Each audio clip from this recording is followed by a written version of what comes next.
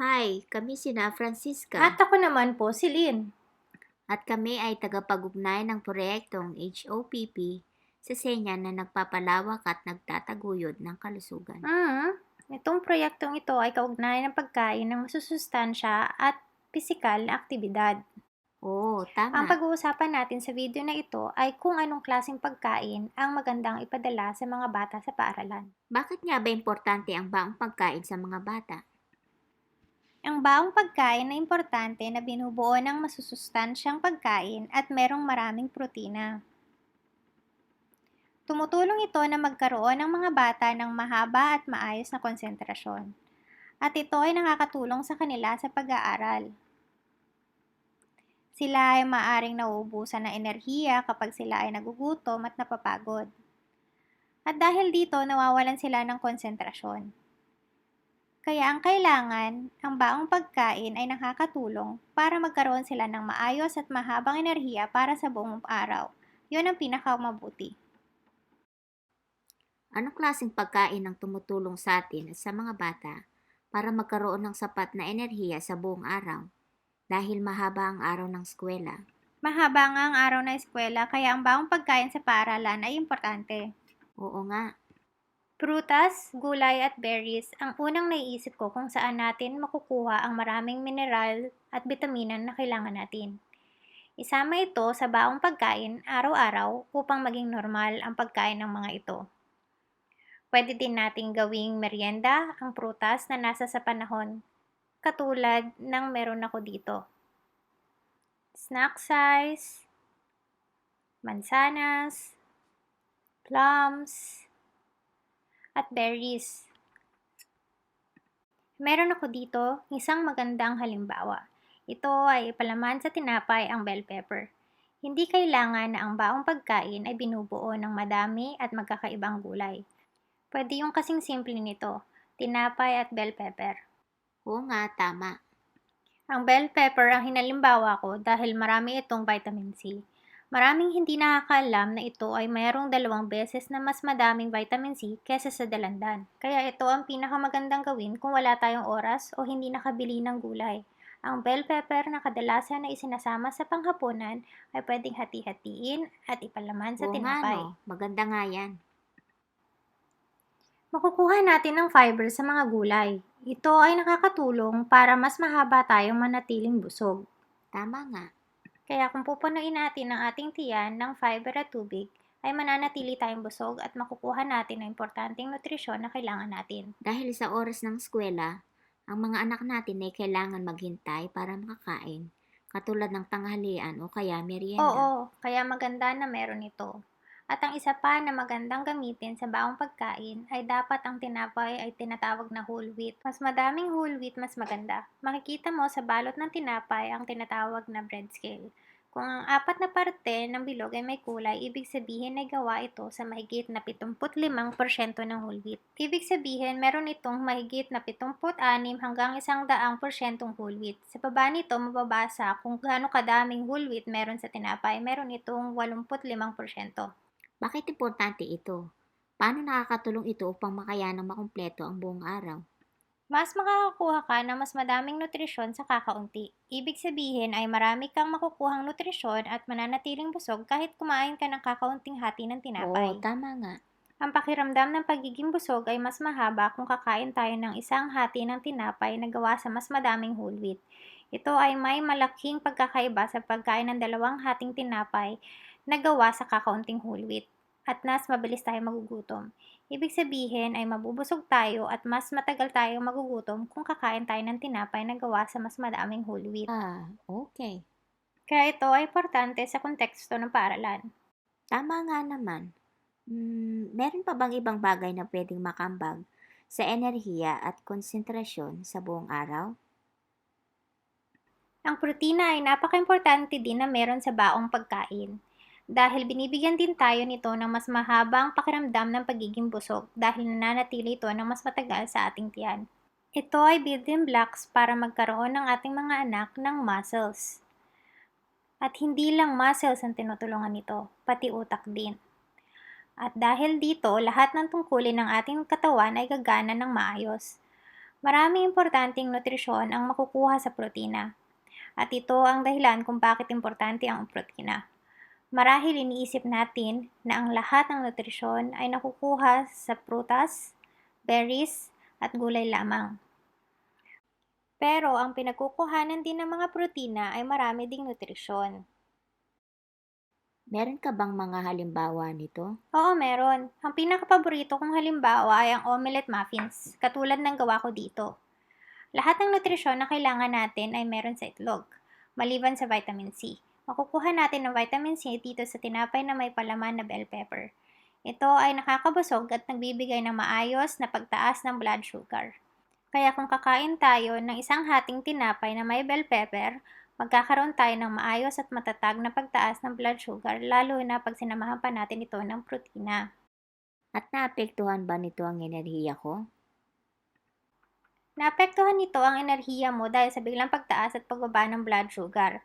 Kaya nararamdaman mo na ikaw ay nanghihina kahit kumain ka ng sapat na kalorya. Meron kang sapat na enerhiya pero wala kang sapat na konsentrasyon at dahil ito sa pagtaas at pagbaba ng blood sugar. Kaya ang protina ay nakakatulong dito. So, kailangan natin ng itlog? Itlog, palaman na gawa sa isda, gaya ng makarel at kamatis na napakagandang pagkuhanan ng protina. Meron din itong masustansyang taba na napakaganda sa ating katawan. Meron ako nadala na mousse patties na ginawa ko kahapon. Fish cakes ang napakabuti din na hatiin sa dalawa at ilagay sa tinapay. Ang ham at keso ay pwede din nating kainin na napakayaman din sa protina. Paminsan-minsan pwede din ng yogurt.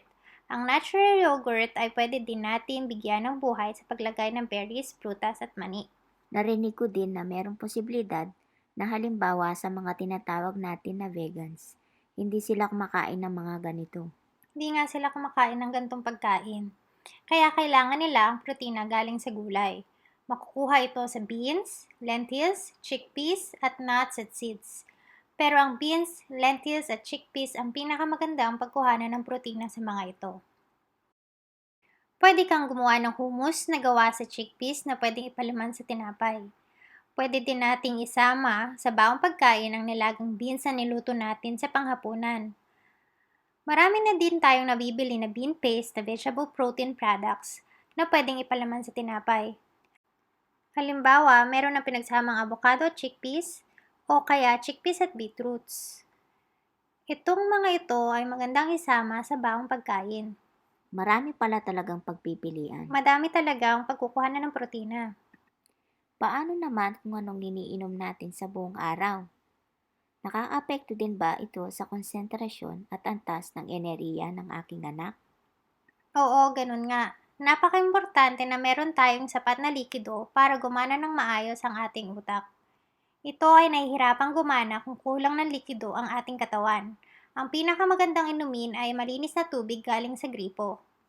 Halimbawa, kung uminom ka ng juice, ang makukuha mo ay ang pagtaas ng blood sugar na hindi mo nakukuha sa pag-inom ng tubig. Ang pagtaas ng blood sugar ay pansamantala lamang at bumababa din ito pagkatapos. Kaya maaaring puno ka ng enerhiya ngayon pero maya-maya ay nanghihina ka na dahil wala ka na enerhiya. Kaya ang pag-inom ng juice ay nagbibigay lamang ng pagtaas at pagbaba ng enerhiya. Oo, may posibilidad din ng gumamit ng sugar-free na juice pero hindi natin ito nire-rekomenda dahil hindi natin alam kung anong naidudulot na artificial na pampatamis sa kalusugan ng bituka. Kaya nire-rekomenda ng tagapangasiwa ng kalusugan ng Norway na hindi dapat uminom o kumain ng mga batang wala pang 3 taong gulang ng artificial na pampatamis. Ito ay napakahalaga sa mga bata sa paaralan.